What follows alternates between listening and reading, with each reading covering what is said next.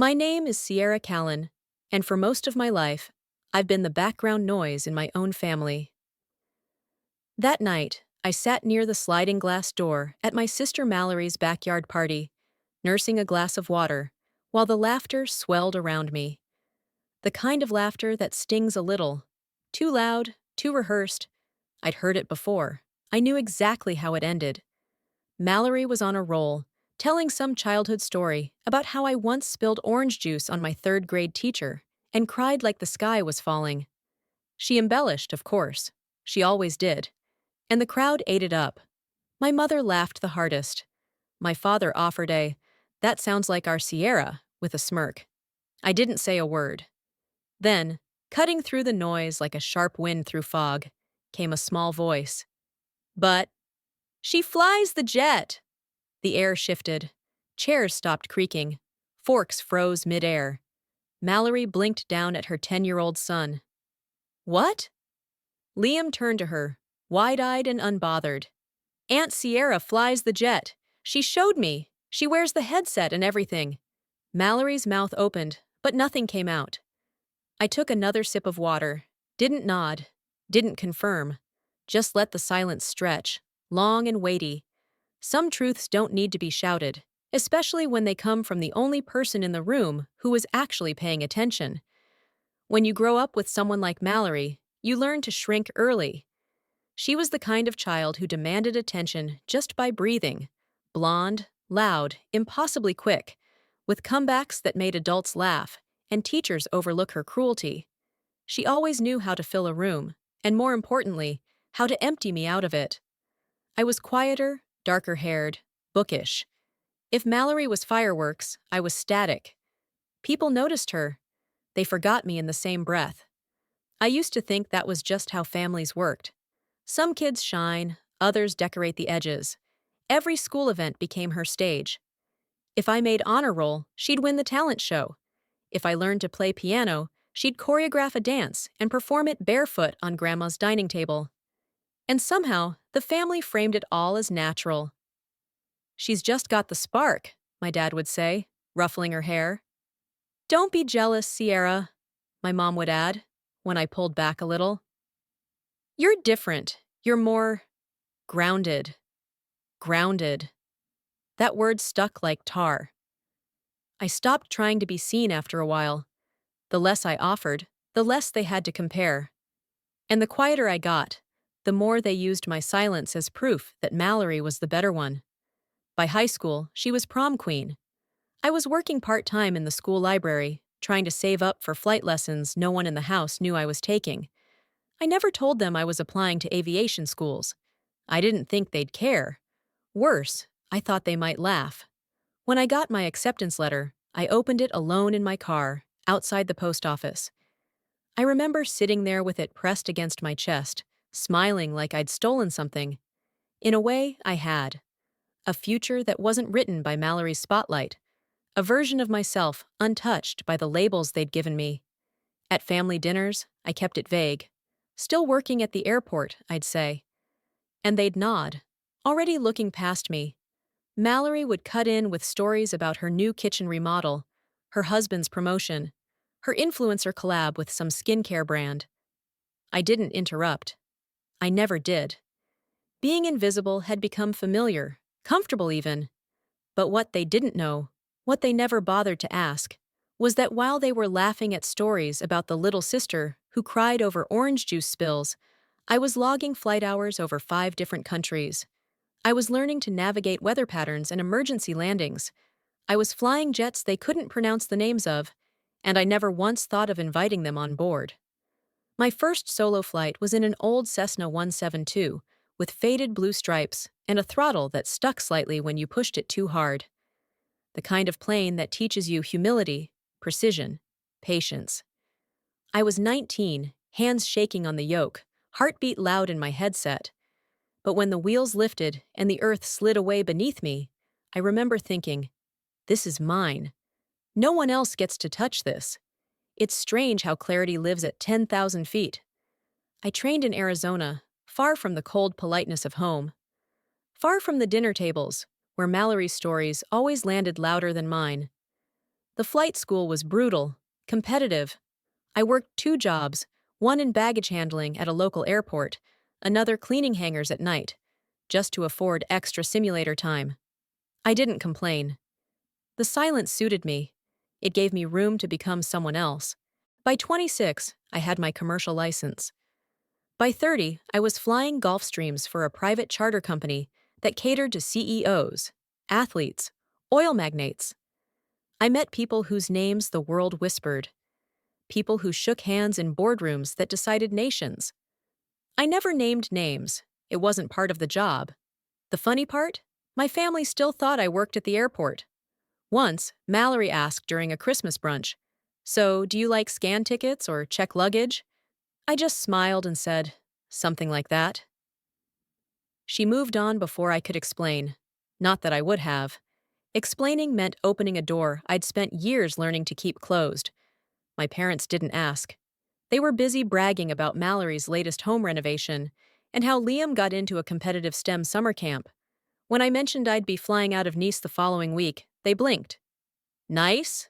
my dad said. "Is that in Nevada?" I nodded. "Sure, Dad. Nevada." They didn't care enough to notice the difference. And honestly, I preferred it that way. Because the truth is, when people underestimate you long enough, they stop noticing when you rise. And when you rise silently, without needing their applause, it unsettles them more than any spotlight ever could. I kept it that way on purpose. The uniform stayed folded in my travel bag. My headset tucked into a custom leather case. No framed certificates. No glossy pictures on mantle. I never posted about it. No one from my family followed the charter company online, so there was no risk of them stumbling on a press release or photo op. I was invisible by design. But sometimes, I wondered. Not for their approval. That ship had sailed long ago. But I wondered what it said about a family that could sit across from you for years and never once ask, "What do you love? What are you proud of? What do you do when no one's watching?" I wasn't hiding. I just wasn't volunteering. And maybe that was my quiet revenge. While they traded stories over Chardonnay and small talk, I was watching the sun rise over the Atlantic from a cockpit window, charting paths through turbulence and tailwinds, guiding strangers safely through sky and storm. And all the while, no one at that table knew. Not until the one person they didn't train to look down on finally spoke. The invitation came in a group text Mallory sent at 6:02 a.m. on a Wednesday. "Family BBQ at our place next Saturday? Bring whatever, let's catch up. It's been too long." I stared at the message for a full minute. It was her usual tone, breezy, performative, pretending to include, while still reminding everyone who was in charge. She always picked the venue, controlled the guest list, decided the narrative before the event began. I usually ignored her invites. I'd come up with work excuses, and technically, they were true. Being on call for charter flights meant I could disappear across oceans in an hour's notice. But this time, something told me to say yes. I typed, "I'll be there," before I could overthink it, and immediately regretted pressing send. Not because I didn't mean it, but because I knew exactly what she'd do with it. That week, she messaged again. "Bring your famous fruit salad. People still talk about it, lol." I hadn't made a fruit salad in years, and no one ever talked about it. But I said sure. Then came the photo of her backyard setup.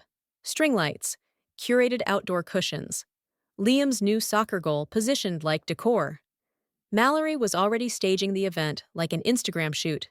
Saturday arrived hot and cloudless.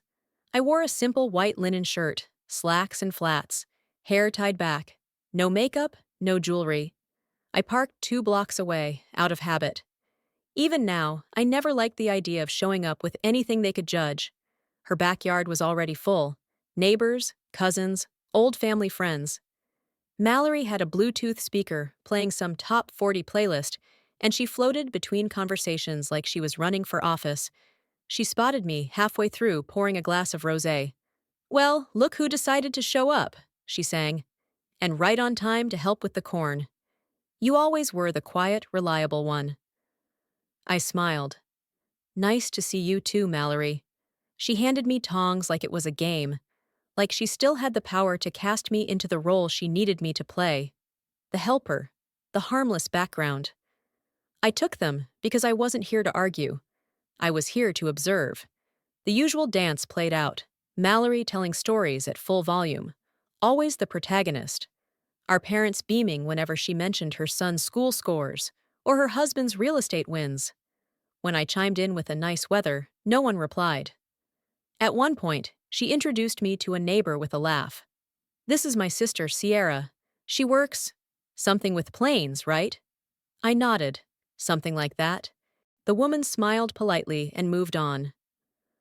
Mallory turned back to the grill, smirking as if she'd just successfully filed me under irrelevant again. I let her. Let her think I'd come here to fade like always. Let her narrate the afternoon however she wanted. Because I knew something she didn't.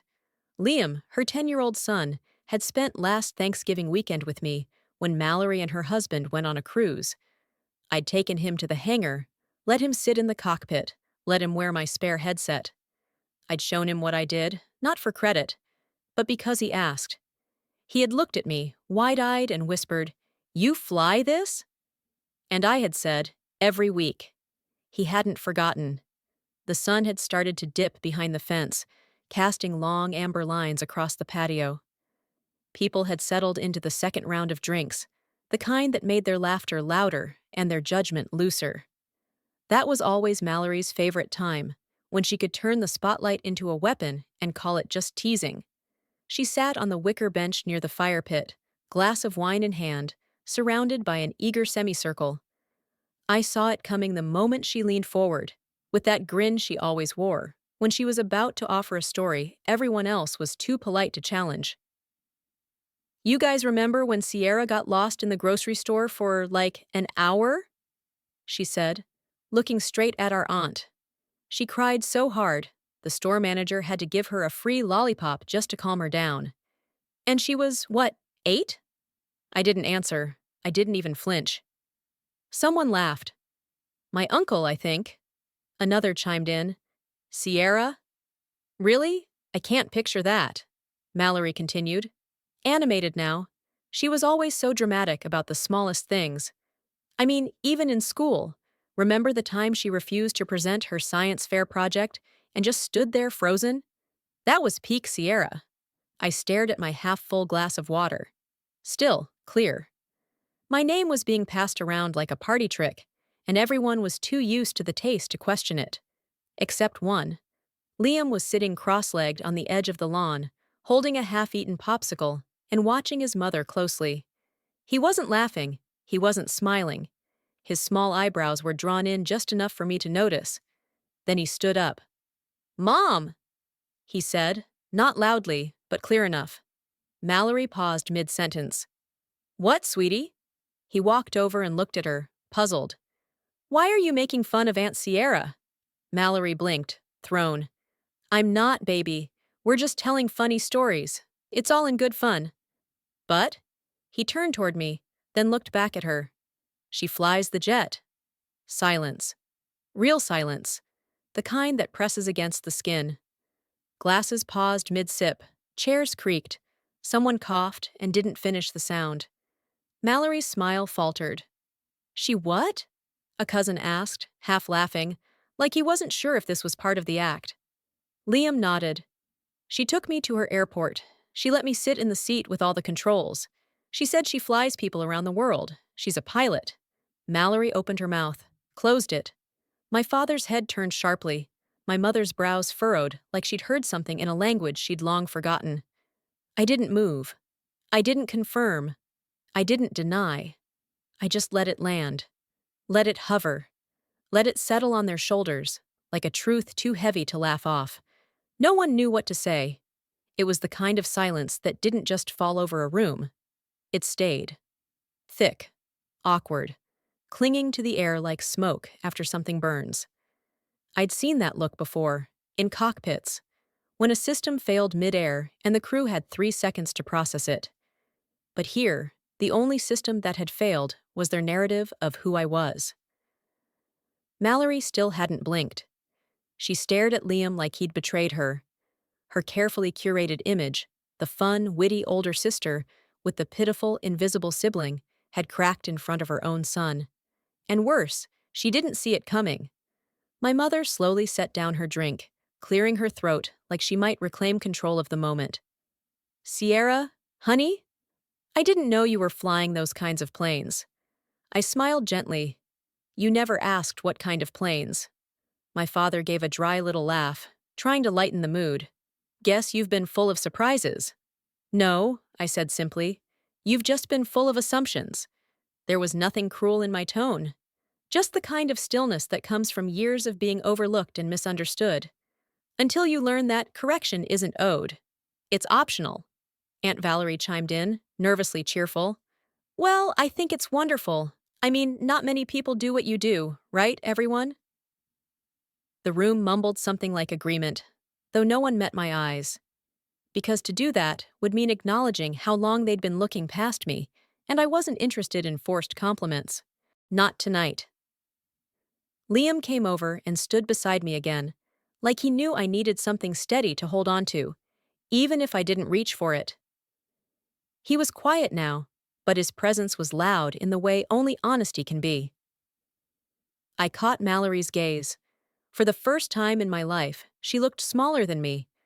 Not physically, but something in her eyes had shrunk.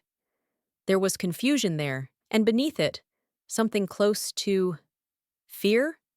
Embarrassment? Maybe just the shock of seeing a version of me she hadn't written the script for. Her voice was small. Why didn't you ever say anything?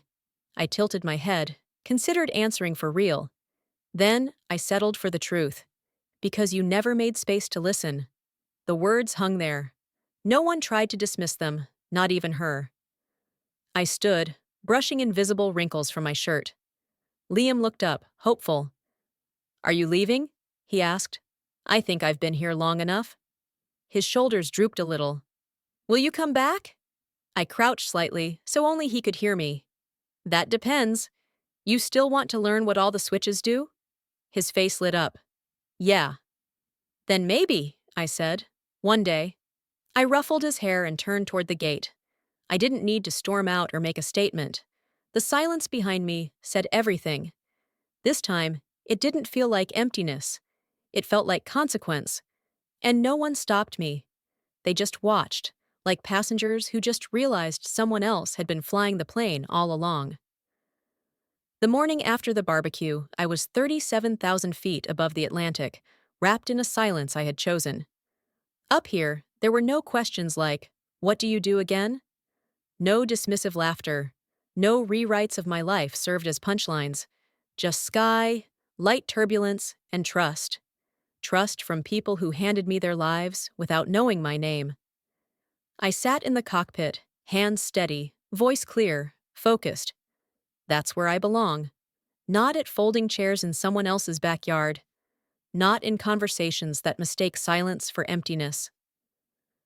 I thought about Mallory, about the way her face cracked, just slightly, when her son said what she never could. She flies the jet. Not, she used to. Not, she wants to. She does. Present tense. Unavoidable. Real. I don't think she'll bring it up. I don't expect an apology. But I know she heard it. I know they all did. And for once, they didn't have a comeback. Why didn't you ever say anything? She'd asked. And I told her the truth. Because you never asked. Not out of spite. Not to wound her. But because it had been true for years. They built a version of me that was small, quiet, convenient. And I let them. Because I didn't need their permission to grow beyond it. But Liam asked. He looked. He saw.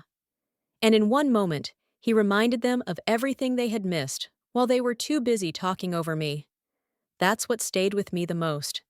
Not the silence after, not the awkward glances, the look in his eyes when he said it. Sure, proud, unbothered. He didn't say it to defend me. He said it because it was normal to him. Because to a child raised with truth, power doesn't need to be loud to be real. That's what I carried with me into the clouds. I don't need my family to clap. I don't need them to understand. I just need what I've always had. Runway, altitude, and the calm that comes from knowing exactly who I am. And up here, the sky doesn't ask me where I've been, it simply clears the air and lets me fly.